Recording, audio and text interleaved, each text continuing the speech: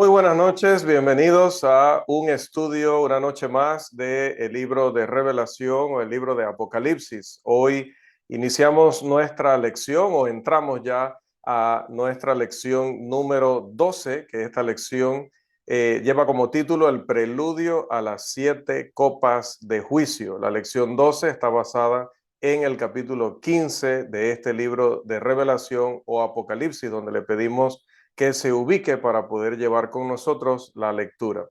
El libro de Apocalipsis puede ser convenientemente visto como un libro que consiste de dos partes centrales que dividen al libro prácticamente a la mitad.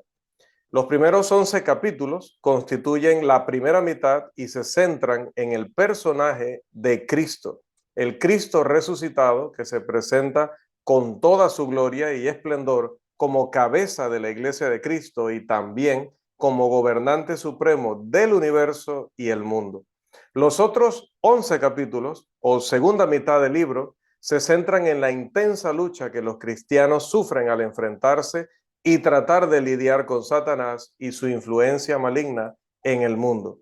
Estas dos actividades centrales ocurren al mismo tiempo. El propósito último que se articula en la declaración temática del libro, que aparece entre las dos secciones principales, en el capítulo 11, versículo 15, y que lo vamos a proyectar aquí, dice el texto bíblico, estamos citando Apocalipsis, ¿no? 11:15, los reinos del mundo han venido a ser de nuestro Señor y de su Cristo, y Él reinará por los siglos de los siglos. En otras palabras, el libro de Apocalipsis ofrece seguridad a los cristianos sufrientes y perseguidos de que el reino de Cristo, es decir, la iglesia, los salvos, trascenderá y sobrevivirá la oposición terrenal porque Dios y Cristo tienen el control supremo y así permanecerán eternamente. El capítulo 15 corresponde entonces a la segunda parte del libro y sirve como introducción al derramamiento final de la ira de Dios sobre los enemigos de su pueblo. Esta demostración final de retribución continúa hasta el capítulo 19, versículo 21. Se representa la completa y final derrota del poder persecutorio de Roma. Mientras tanto, el capítulo 15 nos ofrece un vistazo al estado de felicidad de los redimidos mártires. Vamos entonces al primer versículo de este capítulo, capítulo 15. Vi en el cielo otra señal, grande y admirable, 7 ángeles que tenían las 7 plagas postreras, porque en ellas se consumaba la ira de Dios. Juan ve otra señal, es decir, además de la gran señal de la mujer en el capítulo 12, versículo 1, y del dragón en el capítulo 12, versículo 3.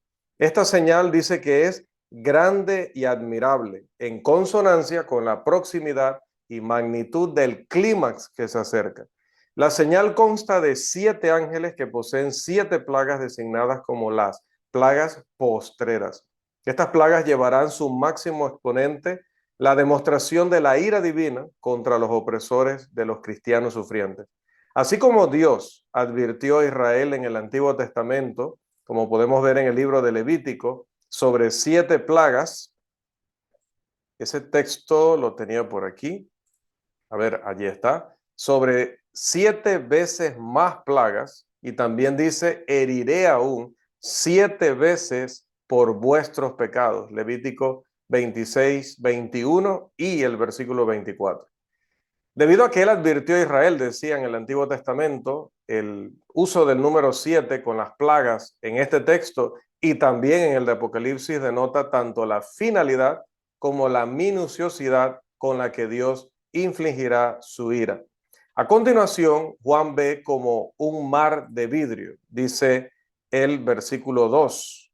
Vi también como un mar de vidrio mezclado con fuego, y a los que habían alcanzado la victoria sobre la bestia, y su imagen, y su marca, y el número de su nombre, en pie sobre el mar de vidrio con las arpas de Dios.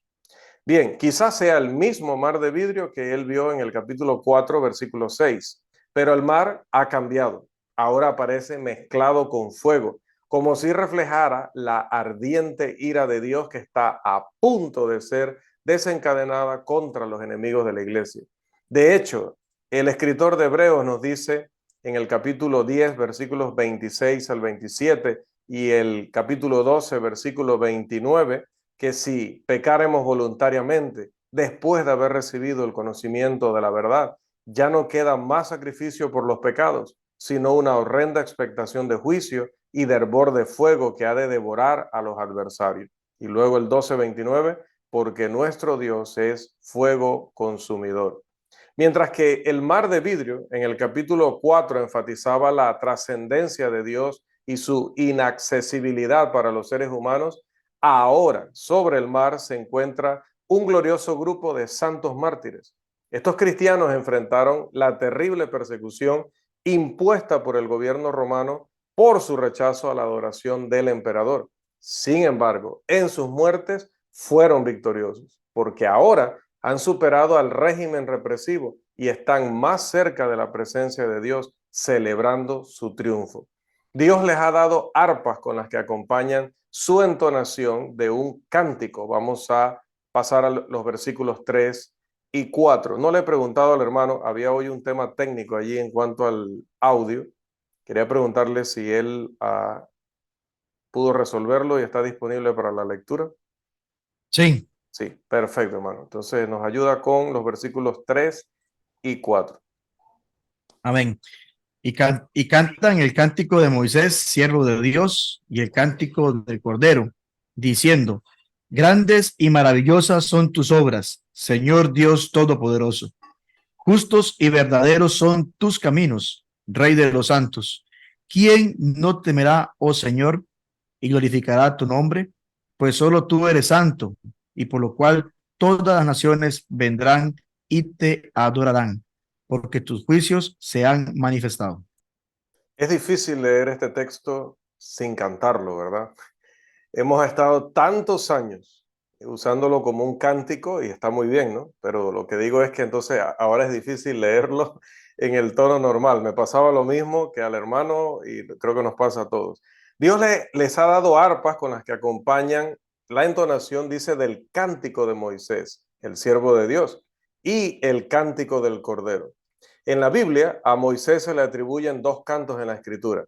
El canto de la victoria que siguió al Éxodo y el cruce del Mar Rojo, podemos leer de ello en Éxodo capítulo 15, y el cántico cerca del final de su vida, que repasó la historia de los israelitas y les habló de su futuro, allá en Deuteronomio capítulo 32. El cántico de los mártires no contiene, obviamente, una cita textual de los dos cánticos en el Antiguo Testamento de Moisés, pero en contexto se asemeja al tono de victoria del cántico del Mar Rojo.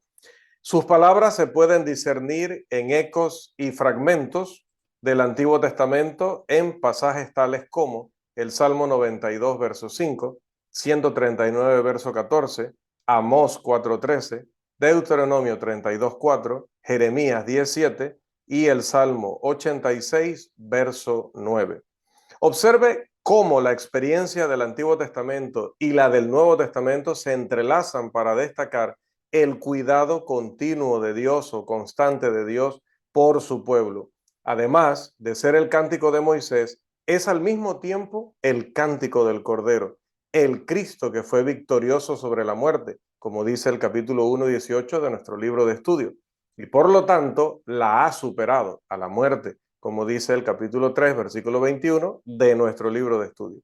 El cántico toma la historia del Antiguo Testamento para resaltar los atributos de Dios en su trato con su pueblo a lo largo de los siglos.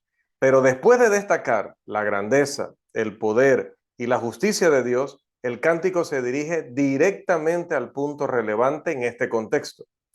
Podía haber parecido a los cristianos perseguidos que el César o el emperador era temido y glorificado. Podía haber parecido que era distinto en el mundo y que todas las naciones se inclinaban ante él.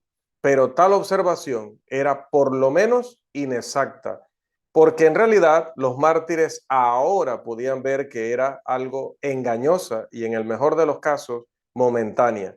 En realidad los mártires podían proclamar con la máxima confianza y certeza que solo Dios es temido, que Él es glorificado y santo. Todas las naciones al final lo adorarán a Él, no a César, y sus juicios de ira sobre Roma eran inevitables, inminentes. En el contexto del Apocalipsis, el propósito del cántico de los mártires es declarado por esa frase que vemos allí al final, porque tus juicios se han manifestado. En otras palabras, los cristianos que aún estaban en la tierra enfrentando severa persecución podían estar seguros de que Dios se encargaría de los enemigos de su causa. Los fieles habían trascendido la interferencia gubernamental. Ya no están angustiados por las preocupaciones generadas por la vida terrenal. Estos mártires los vemos abstraídos y ocupados con las glorias y maravillas de Dios. Este retrato celestial brindó la tranquilidad tan necesaria a los cristianos que aún se mantenían sobre la tierra y que aún estaban enfrentando persecución e incluso la muerte. ¿Quién no desearía ser liberado del sufrimiento para ser trasladado a este maravilloso lugar? Además, el estado feliz de los redimidos, o además del estado feliz de los redimidos, Juan es testigo de un segundo espectáculo impresionante en este capítulo. Se le permite mirar al cielo y dice la Escritura que ve algo maravilloso allí. Ese algo maravilloso de él vamos a leer en el versículo 5. Por favor, hermano, 15:5. Después de estas cosas, miré, y he aquí fue abierto el cielo, el templo del tabernáculo del testimonio. Lo que Juan ve no es el templo construido por Salomón, sino su predecesor o lo que hubo antes, la estructura de tienda móvil que fue construida en la base del monte Sinaí y transportada de un lugar a otro durante el vagar de 40 años por el desierto y que continuó en uso durante el periodo de Josué, los jueces y de los dos primeros reyes de Israel. Iba a ser una prueba, creo que no va a ser. Lo que pasa es que había agregado un video, pero en esta forma de presentación no es posible verlo, pero era un video acerca del tabernáculo. Vamos a presentarlo entonces al final. A Juan ya se le había permitido ver el arca del pacto. Bueno, hoy estas diapositivas y Zoom no nos permite verlo, pero Juan sí lo vio o sí la vio y la había visto anteriormente en lo interno del lugar santísimo. ¿Recuerda? Capítulo 11, versículo 19. Allí se le estaba dando la seguridad de que la relación de Dios mediante el pacto con su pueblo estaba garantizada, estaba asegurada. Pero ahora con este vislumbre no ve el arca del pacto, sino a 7 ángeles que poseen 7 plagas. Aunque algunos ángeles salieron del templo anteriormente, en el capítulo 14, los versículos 15 y 17, estos otros ángeles emergen del lugar santísimo que había sido abierto para que pudieran salir de allí. Los ángeles están vestidos de lino puro y brillante, las vestiduras de los seres celestiales. Por ejemplo, lea Mateo 17:2 y 28:3. Tienen cinturones de oro alrededor del pecho, que eran llevados por reyes y sacerdotes. Así que su vestimenta representa su autoridad divina y su servicio sacerdotal en el sentido de ser lo que dice el autor de Hebreos en el capítulo 1, versículo 14 de esa epístola, espíritus ministradores. Uno de los 4 seres vivientes del capítulo 4, como representante del reino de la naturaleza, entrega a los ángeles 7 copas de oro llenas de la ira de Dios. El número 7, como bien sabemos, representa o enfatiza la completitud con la que la ira de Dios está a punto de ser distribuida. Las copas de oro se usaban en el servicio del templo en el Antiguo Testamento. Puede leer de ello en Segundo de Reyes 25:15, Primero de Crónicas 28:17, Segundo de Crónicas capítulo 4 versículo 8. Las copas de los ancianos mencionadas anteriormente en el libro se usaban para el incienso y simbolizaban la oración, como aprendimos en el capítulo 5 versículo 8. Pero estas copas contienen la ira que se derramará sobre los habitantes terrenales. Recuerde leer el capítulo 8, versículo 5 para comparar. La ira no es la ira de un mero monarca humano como César o la ira imaginaria de los dioses de la mitología griega o romana. Esta ira es la ira del Dios que vive por los siglos de los siglos. Puede leer de esa característica de la deidad en el 4, 9 y 10, en el 10, 6, en Deuteronomio 32, 40, en Daniel 4, 34. Los reyes humanos pueden ejercer su ira durante un breve momento en el tiempo, pero nuestro Dios es eterno. Su ira realmente debe ser temida. Recuerde las palabras de Jesús en Mateo 10:28. No temáis a los que pueden solo matar el cuerpo, porque hay alguien que puede destruir o perder eternamente el cuerpo y el alma en el infierno. De repente, dice la escritura que pasa algo con el tabernáculo. Vamos a ese texto, los versículos 6 y 7 del capítulo 15, hermano, por favor. Y del templo salieron los 7 ángeles que tenían las 7 plagas, vestidos de lino limpio y resplandeciente, y ceñidos alrededor del pecho con cintos de oro. Y uno de los 4 seres vivientes dio a los 7 ángeles 7 copas de oro, llenas de la ira de Dios, que vive por los siglos de los siglos. Y el 8, por favor. Y el templo se llenó de humo por la gloria de Dios y por su poder, y nadie podía entrar en el templo hasta que se hubiesen cumplido las 7 plagas de los 7 ángeles. Amén, gracias. De repente el tabernáculo se llena de humo por la gloria de Dios y su poder. El humo es un símbolo del Antiguo Testamento de la majestuosidad, el poder y la presencia imponente de Dios. Verifíquelo en Éxodo 19:18, en el Salmo 18, verso 8, en Isaías 6:4, perdón, y 65:5. Esta gloriosa manifestación de Dios impidió la entrada al tabernáculo hasta que las 7 plagas hubieran sido difundidas. Por favor, lea Éxodo 40, 34 al 36 y Primero de Reyes 8:11. En otras palabras, la inminente efusión de la ira vengadora de Dios es ahora la máxima prioridad, tomando precedencia sobre todo lo demás. No se permitirá que nada interfiera con el castigo merecido que está a punto de ser infligido. Cuando los santos mártires rogaban por saber cuánto tiempo pasaría antes de que se infligiera la venganza contra sus perseguidores, se les advirtió en el capítulo 6, en los versículos 10 y 11, que esperaran un poco más. Pero ahora sus ruegos se harán realidad. Las plagas serán perpetradas contra los perseguidores del pueblo de Dios. El escenario está preparado. Todo preparativo ya ha sido hecho. Todo esfuerzo por obtener arrepentimiento ha sido en vano. Así que no habrá más discusión, no habrá más intercesión, no habrá más demora. El mundo ahora presenciará plagas mortales de mayor magnitud que las que fueron derramadas sobre el faraón y los ciudadanos de Egipto, como está registrado en Éxodo, los capítulos 7 hasta el 11. Qué maravilloso es ser cristiano. Saber que sin importar cuán difícil sea la vida, con toda su oposición y desaliento, tenemos a Dios de nuestro lado. Recuerde Romanos 8:31. Él es el eterno anciano de días, autosuficiente, que nos ama, que se preocupa por nosotros y vela por nosotros a lo largo de nuestras vidas. Otros han vivido antes que nosotros y han pasado al más allá a través del valle de la muerte. Nosotros haremos lo mismo. Entonces, dediquémonos a vivir para Él, adorándolo, siguiéndolo todos los días, alentando a otros a hacer lo mismo.